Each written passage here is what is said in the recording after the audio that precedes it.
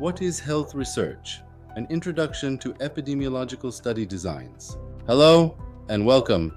If you are a student of public health, medicine, or any health-related field, this session is for you. Let us begin with a fundamental question.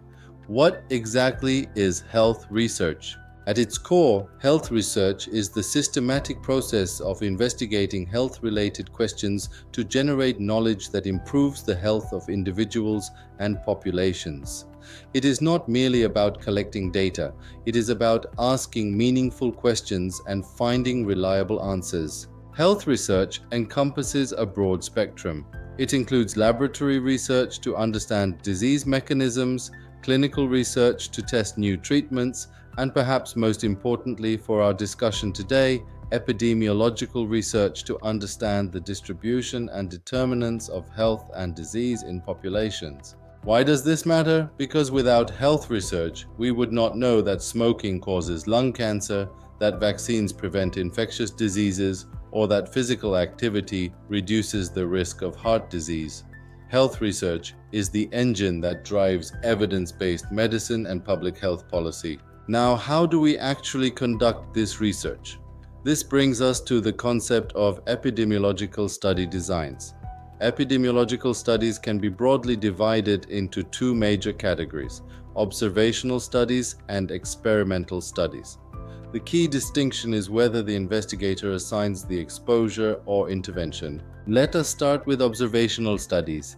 In observational studies, the researcher simply observes and measures what is already happening in a population without intervening.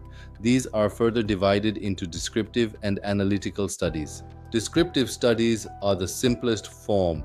They describe the occurrence of disease in a population by answering the questions: who is affected, where does it occur, and when does it occur? Examples include case reports, case series, and even cross-sectional studies if we are just describing a phenomenon. While these are useful for generating hypotheses, they cannot test associations or establish causes.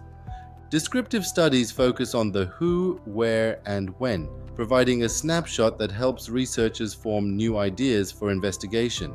Now, let us move to analytical observational studies, where we test relationships between exposures and outcomes. There are three main types: cross-sectional studies, case control studies, and cohort studies. First, the cross-sectional study.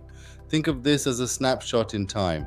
The researcher measures both exposure and disease status simultaneously in a population at a single point in time. They are excellent for assessing the burden of disease and generating hypotheses. Second, the case control study. This is a backward-looking or retrospective study.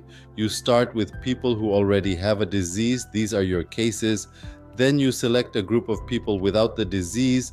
They are your controls. You then look back in time to compare their exposure histories. Case control studies are efficient for studying rare diseases, but they are prone to recall bias and selection bias.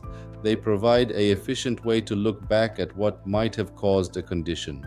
Third, and often considered the gold standard of observational studies, is the cohort study. This is a forward-looking or prospective study. You start with a healthy population, classify them based on their exposure status, say smokers versus non-smokers, and then follow them over time to see who develops the disease. Cohort studies are good for measuring the incidence of a disease or outcome.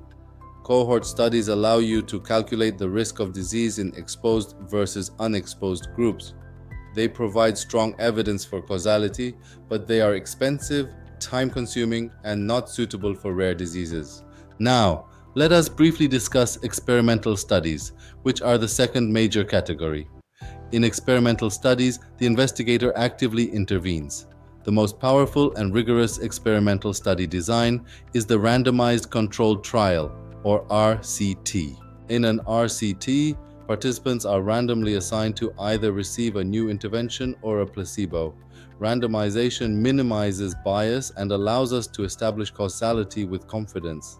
However, RCTs are costly, ethically complex, and not always feasible. To help you remember these designs, think of the hierarchy of evidence. Amongst primary studies, we have randomized controlled trials at the top, Then we have cohort studies, followed by case control studies, cross-sectional studies, and at the very bottom, case reports and expert opinions. This hierarchy helps researchers understand the strength of evidence provided by each study design, from the gold standard RCT down to expert opinion. In summary, choosing the right study design depends on your research question, the resources available, and ethical considerations. No single design is perfect. Each has strengths and limitations. The key is to match the design to the question. Health research influences clinical guidelines, shapes public health policies, and ultimately saves lives. Understanding these designs empowers you to critically evaluate evidence and contribute to global health. Thank you so much for watching. I look forward to seeing you in our next session. Until then, stay curious, stay healthy, and keep asking important questions.